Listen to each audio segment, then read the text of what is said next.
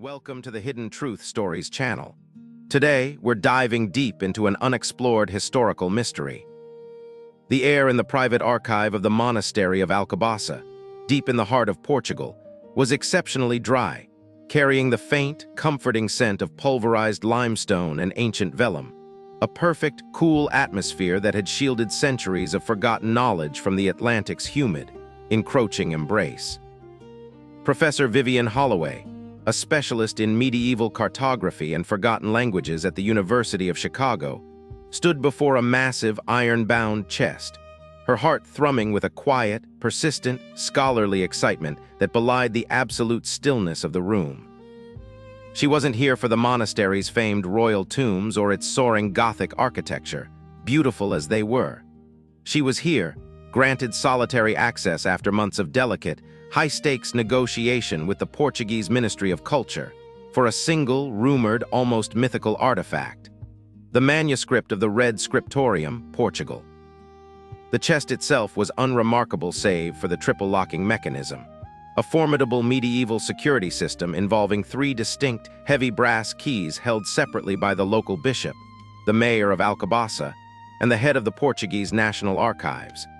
A testament, Vivian mused, not just to the monetary value of the contents, but to the historical paranoia surrounding its very existence and the truths it might hold.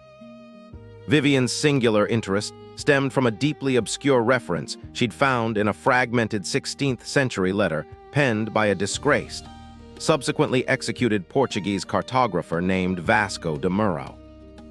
Muro, in his frantic, final correspondence, claimed that the Alcobaça manuscript contained maps of the world predating the Ptolemaic system, maps that charted continents the rest of Europe wouldn't discover for another 300 years, including detailed coastlines of the Americas and a massive, now-sunken landmass in the mid-Atlantic.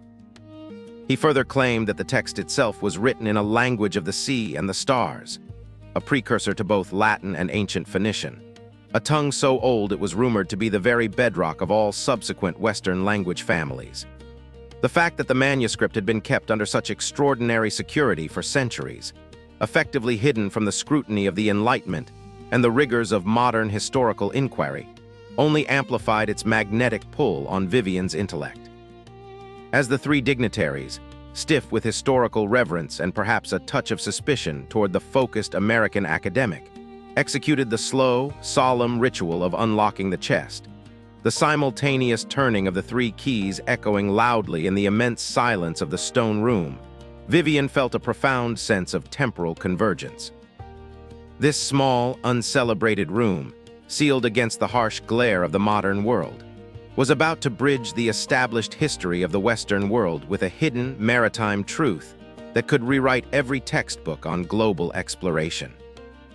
The final iron latch groaned open, protesting its release after so long, and a smell was released, not just the musty odor of age, but a distinct, sharp aroma of saffron and iron oxide asterisk, a combination used in rare, ancient pigment binding. Inside, nestled on a thick, folded bed of crimson velvet that seemed to possess a depth of color impossible for mere fabric, lay the object of her quest.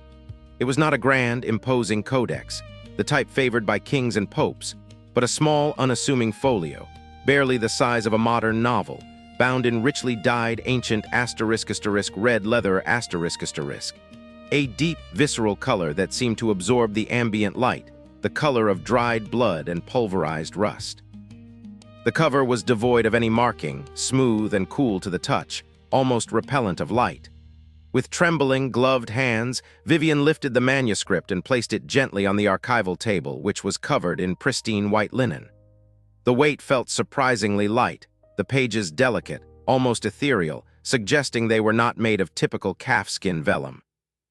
Opening the cover revealed a dedication written in clear, concise Portuguese, dated 1340, confirming its medieval provenance and its transcription date. The text stated the manuscript was a *fil copia *, faithful copy, made from a * source document, recovered from the ruins of a collapsed sea fortress near Sagres, the extreme southwestern tip of the Iberian Peninsula, the region later central to Prince Henry the Navigator's maritime projects. The scribe explicitly wrote that the fortress had been deliberately built upon a much older structure, one that witnessed the movement of the great waters ***, a phrase common in ancient flood narratives. This confirmation immediately linked the manuscript to the very earliest, pre-age of discovery maritime secrets of Portugal, secrets that later fueled Henry's lifelong, expensive, and often inexplicable obsession with charting the unknown Atlantic. Beyond the dedication, the pages shifted completely. The vellum was thick, almost like woven cloth, incredibly smooth, and the script was rendered not in black or sepia ink, but in a vibrant, unchanging, deep red pigment, the namesake of the red Scriptorium ***. This pigment, later analysis would show, was a complex mixture utilizing highly purified iron oxide and trace elements found only in the deep-sea vents surrounding the Azores Islands. The script itself was the true revelation. It was a fluid, sweeping language, characterized by geometric glyphs interspersed with small, spiraling pictograms of waves and constellations. It bore no immediate resemblance to any known European, Semitic, or Mediterranean language, feeling structurally more akin to the geometric logic of the Olmec or early Indus Valley scripts, suggesting a completely separate, independent linguistic lineage. Vivian spent the next 3 weeks immersed in the manuscript, granted round-the-clock access, but with a stern mandate of absolute solitude. She was isolated in the cool, profound silence of the archive, her modern laptop and advanced linguistic software positioned incongruously next to the medieval parchment. The red script resisted all conventional methods of decryption. It was not a phonetic language. It was a language that communicated through spatial relationships and symbolic resonance rather than linear grammar. Every glyph was a composite of smaller, context-dependent symbols. She realized the key lay in the manuscript's structural rhythm. Every 47th page contained a large, full-page illustration, a stunningly accurate, highly detailed map showing coastal features of continents that should have been utterly unknown in 1340, including the eastern seaboard of North and South America, the intricate river systems of the Amazon, and the precise depths of the mid-Atlantic ridge, drawn with a precision that hinted at aerial or satellite-level observation ***. The shock of this impossible cartography was almost physical, forcing Vivian to confront the idea that this manuscript documented an entire hidden history of global navigation a history deliberately erased or suppressed by the powers that eventually controlled the European narrative. Focusing on the repeated celestial and oceanic pictograms, Vivian began to treat the language like a complex musical notation, assigning frequencies and rhythms to the geometric forms based on the established patterns of the Pleiades cluster, a common key in ancient star charts. She used the known stellar coordinates on the maps to establish a linguistic baseline, assuming the writers of the Scriptorium encoded their phonetic sounds into astronomical patterns. After days of frustrating dead ends, she finally decoded a small, repeating phrase embedded beneath the Amazon map. The red Scriptorium, knowledge carried from the obsidian shores prior to the Third Great Wave. Our tongue is built on water memory. The obsidian shores ***. She knew from her research into Phoenician mythology and later esoteric alchemical texts, was an ancient, metaphorical name for a sophisticated, unified civilization believed to have existed in the mid-Atlantic during the height of the Bronze Age, before a sudden, massive seismic event. The Third Great Wave triggered widespread collapse and submergence. The manuscript, then, was not a medieval map. It was a surviving fragment of that vanished obsidian shores culture, preserved in Portugal, the closest European landmass to the disaster zone, carried and copied through a clandestine line of knowledge keepers who passed the sacred task down through monastic or quasi-monastic orders. The red Scriptorium itself wasn't a room.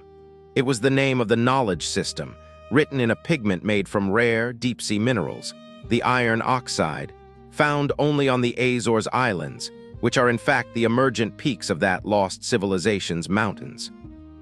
The most extraordinary map, however, was contained on the nominal page 47 ***. This page, seemingly cut out of the original Alcobossa binding, was not physically missing in the conventional sense.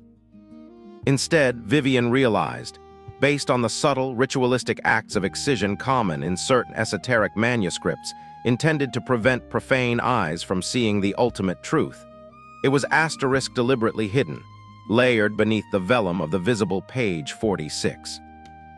Using specialized, non-invasive infrared scanning and multispectral imaging, Vivian uncovered a layer of invisible script beneath the visible map of the African coast. A complete, detailed map of a massive, now submerged caldera and island chain in the mid-Atlantic, positioned precisely where Plato located Atlantis. But this was not myth. This was asterisk geological cartography, drawn with scientific bathymetric precision, charting the contours of a massive, artificial harbor and network of subterranean channels. The hidden text on this page, written in the red Scriptorium language, explained the function of the caldera. It was not a natural feature, but the asterisk-engineered geothermal power center asterisk of the Obsidian Shores civilization, a massive energy source that powered their global maritime network and their unique frequency-based communication system. The civilization was destroyed when this geothermal energy system was destabilized by a geological fault line, causing the catastrophic seismic events referenced by the Great Wave, and proving the incredible, dual-edged nature of their advanced science. The final, shocking revelation came from the last page of the manuscript, which contained a plea from the 14th century Portuguese scribe to his successors. He warned that the knowledge in the red Scriptorium was dual-edged, capable of global energy provision, but also cataclysmic destruction asterisk, and that agents of the emerging European powers, the first true global empires, driven by avarice, were already hunting for the source document, seeking to weaponize the ancient geothermal technology for conquest. The scribe claimed that the original source document the complete metallic codex from the sea fortress, was not in the ruins, but had been successfully smuggled to the New World by a secretive branch of the Knights Templar, who had secretly used the information in the red Scriptorium to chart a westward course long before Columbus, establishing hidden protected depots for the protection of this dangerous knowledge. The final pictograph on the last page was a highly stylized image of a black ship beneath a specific stellar configuration. This was not a historical vessel, but a coded reference to a constellation and a corresponding location, which pointed directly to a region in the modern-day Appalachian Mountains of North America, the ultimate sanctuary for the Obsidian Shores, original geothermal technology, and its knowledge system. The Portuguese keepers, recognizing the inherent danger of European misuse and imperial ambition, had effectively used their copies of the red Scriptorium to redirect the original, most sensitive artifacts to the safety of the continent they called the Land of the Great Silence, ensuring that the greatest source of power in human history remained hidden, until humanity reached a stage of true, ethical enlightenment. Vivian, sitting in the deep, resonant silence of the Alcobossa archive, the cool vellum beneath her gloved fingertips, realized that the **age of discovery was not a beginning, but a deliberate global cover-up and a race to reclaim a lost technology. The Portuguese explorers were not blindly searching for a route to India. They were following the forgotten, suppressed map of the red Scriptorium, attempting to reclaim the remnants of the Obsidian Shores civilization for their own rising empire, believing themselves to be the rightful successors of the Sea Fortress keepers. She had touched the seam where myth met geology, where linguistics met the profound, world-altering secret of human prehistory.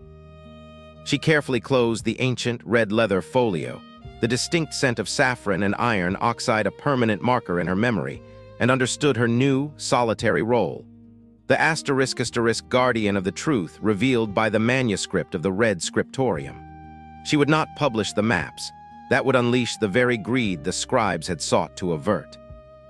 She would use the final coded directions to find the ultimate repository in the Appalachian Mountains, ensuring that the ancient warning of the Sea Fortress keepers was finally heeded, and that the silence of the Land of the Great Silence remained unbroken. The world she knew was gone, replaced by the profound, hidden reality of the red Scriptorium. This mysterious journey ends here, but stay tuned for more untold stories in our next video. Subscribe to the channel and hit the bell icon so you don't miss any new stories. Thank you, and see you again.